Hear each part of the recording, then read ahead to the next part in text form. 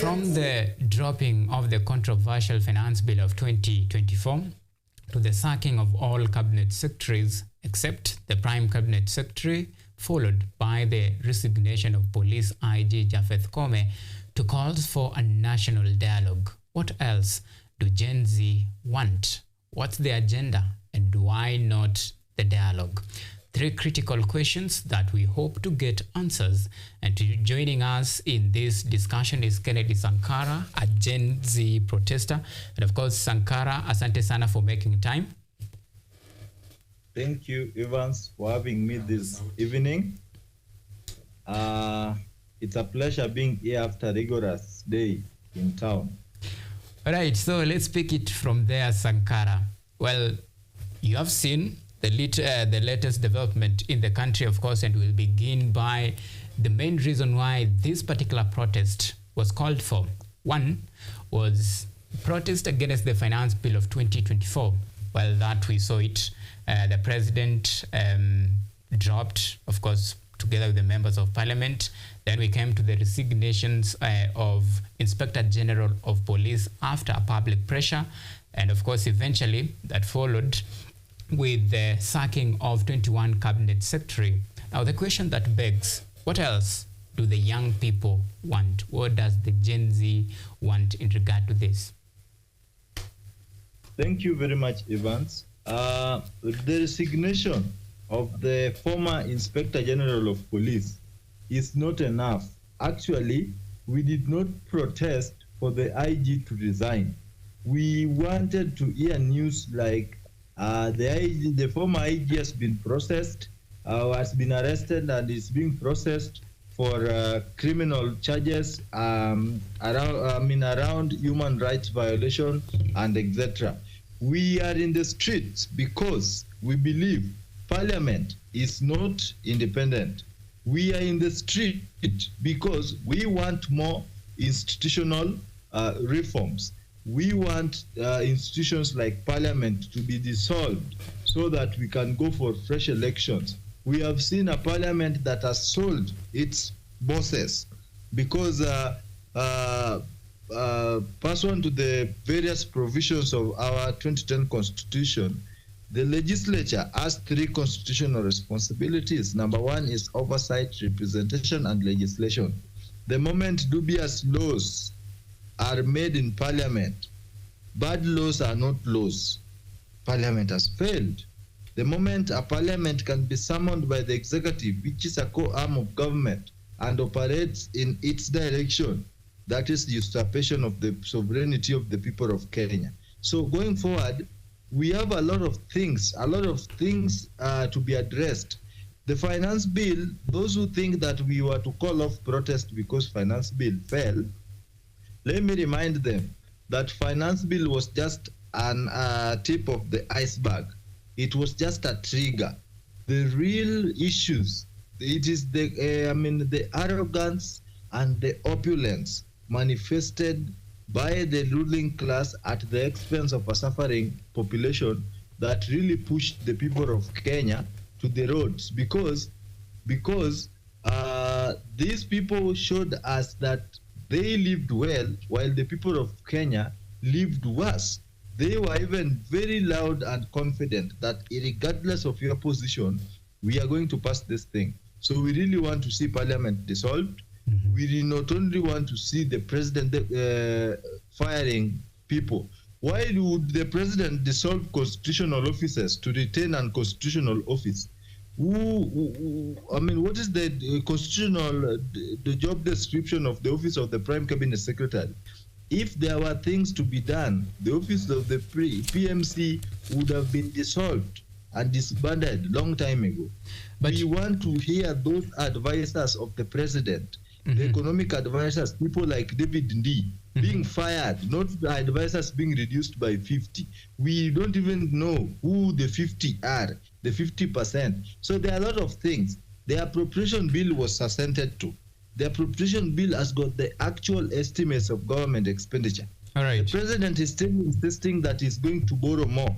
Okay. While we were in the streets to fight against debt financing strategies, which is against economic progress of the country. Fair enough, Sankara. Fair enough. That are yet to be addressed. All right, Sankara. But some will say this is a case of give and take. At one hand, you want the president to implement some of your demands, and now the president is calling you, the young people on the table, to come out and at least partake the national dialogue, present your issues. Don't you think that forum would have been a good forum for the young people, the Gen Zs, to actually present, their grievances and their demands to the government, and some of the areas that they think or they want the government to work on? Don't you think that would have been a good avenue for the Gen Zs to actually, present some of their demands and even recommendations that they want to see going forward, the way you are just clearly putting it right now? We don't need to negotiate with President William Ruto to implement the Constitution. That is wrong. We want the rule of law to be respected. The presidency has led in straight record violation of the Constitution. We have seen the police extrajudicial killings that no one has been apprehended. We had the former CS Interior, who is a potential criminal, talking like those lives lost were like nothing to him, and something will be done about the police who did take part in those killings. But we don't see actions. When citizens go to the streets, the police are very ready to warn us that we are watching you. But when citizens are being butchered in the streets, no one cares. I believe that the highest constitutional responsibility bestowed upon the President of the Republic of Kenya upon his inauguration as the President of the Republic was to protect and preserve the lives of the people of Kenya. No single life should be lost under unjustifiable circumstances. What we've seen is tantamount to massacre. We want people to be accountable. So how is it that the President is calling for a dialogue while his, let me call them foot soldiers, are still continuing with eliminations? We have seen violent abductions, torture, people being held in communicado. All this amounts to gross constitutional violation. The president stands very solid grounds to be impeached if the parliament was a functional parliament. All right. But because the parliament has been abducted, we are now trying to resuscitate the powers of parliament. Okay. But because there are a lot of injustices have been continued, we don't need a dialogue. And let me remind you as I finish on this dialogue, that we don't need to dialogue for the rule of law to be respected. There is nothing new we are going to tell this government that they haven't heard from us. When he was campaigning as the head of state or a presidential candidate, President William Ruto worked in all the 45 counties with the bottom-up economic agenda, regional economic blocs. He knows exactly what we are talking about. We don't want people to go and get bought by the power of brown envelope. We can speak collectively, because once things are better, all Kenyans can survive. We don't need people to be given handouts for people to survive. So there is no room for dialogue. Okay. Let him dialogue with Raila. So for accountability, it will be unfair to say that the government is doing nothing. I remember President William Ruto promised that there will be a thorough investigation, and those found culpable will face the full force of the law. So it's just a matter of time to wait and see what will actually happen in regard to these brutal killings and, of course, abduction that we have seen and witnessed across the country. So that is what the president said. So it will be unfair for him, of course, to say that they are not doing anything as of now. Evans, I wish I had my laptop with you. I would have given you the long list of President William Ruto's promises. Even the promise to expedite investigations into the heinous murder of citizens falls under one of the most unaccomplished promises. So these promises, they continue piling up daily. And I can tell you that draws the line between a leader and a politician. A politician's head is soaked in promises, promising even at the face of adversity. The president himself called the entire demonstrations as violent, treasonous, and criminals. I believe he would have withdrawn his statement, apologized, and acknowledged the diversity of protests, that there are instances where criminal gangs, when the police decide to sleep, hijack the entire process to entrench their criminal activity. But it is very wrong for someone in this position of a president to refer to somebody like myself, a patriot who goes to the streets to enjoy the provisions of Article 37, to be a dangerous treasonous criminal. I think that was a very gross misconduct, and the president ought to have apologized. So on the promise of the president doing this and that, it's neither here nor there. All the right. president said that those who access parliament, they have CCTV and they have their images and they will be dealt with. What has succeeded that is violent abductions, people being found dead with dangerously mutilated bodies. Is that how to deal with criminals? I believe everyone is innocent until proven guilty by a court of law. Okay. And that court must be competent and just and fair. So right. these people ought to have been arrested and processed for legal repercussions and not eliminated aimlessly. Parliament is our building. We are the ones financing the parliament to stay. What is wrong with us just visiting parliament to say hi to our MPs, who are our leaders, whom we are elected to represent? But Sankara, you know, there is some restricted areas that you should not cross. And of course, that in as much as the law, you have the freedom of expression, association, and everything, but there is some restricted areas. And you know that, Sankara. And far from that, now that... this is another wave of protest occasion and of course witness today, and your demands, you're saying that you're not ceding ground. So the question will be, so what next? What is the end game at the end of the day when all is said and done? So what is next, Sankara? For how long will you continue to demonstrate? We are less in all aspects, except it is wrong to be concluded rudderless. We are leaderless, we are tribeless, we are religiousess, we are less. But I don't want to preempt on behalf of Gen Zs, because let me tell you something, Evans. Giving you the end game is like claiming to be the leader of Gen Zs, which I'm not. I am a participant, a protester, and a patriotic citizen. You know what takes people to the streets? I heard the president blaming Ford for financing the demos. I saw a picture today in the morning of a police vehicle, GKB something, Ford, with goons also standing beside the police. Then I believed indeed that Ford is financing the protest. So I was telling you the end game is quite difficult to preempt, because we want good leadership. The president has done something, but that is just a drop in the ocean. We want the president to take responsibility individually. This side shows of blame games. It started blaming Uhuru Kenyatta. He went to Raila Odinga. He went to civil society. Now he's back to Ford Kenya. Very soon he will start blaming the previous cabinet. So I was to respond by saying that whatever it is that takes people to the streets are so organic. People have unique problems that to some extent sound to be equal. And this is what mobilizes people to go to the streets. So not unless they feel satisfied, the journey to remain in the streets is still unstoppable. All right, and sorry to cut you short, but you must surely have a plan, because, all right, then you'll go to the street. Then what next? Because I believe you must have a plan. So what is the plan? The plan that we have is the plan that President launched at Nyayo Stadium.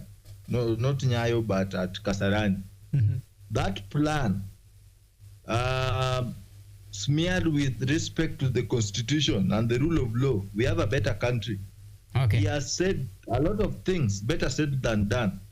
Today, as we speak, as Kennedy Sankara, my parent cannot access medical services under NHIF because of financial issues.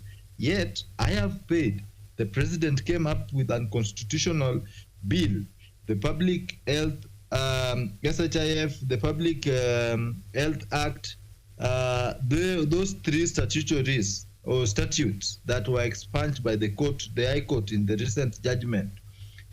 You cannot overhaul systems. The president is behaving like Kenya got independence yesterday and is trying to create his own system. All right. What I believe, we can see loopholes in the existing systems. If at all, we can do amendment of those acts, let's say the NHIF Act, so that we have service delivery to the people and efforts of thieves also being sealed here and there. Okay. You cannot overhaul the entire system just because you want to become a super president. The president has been concerned over non-issues. He is, in the NATO issues. He's in the Russian. He blamed Russians the other day.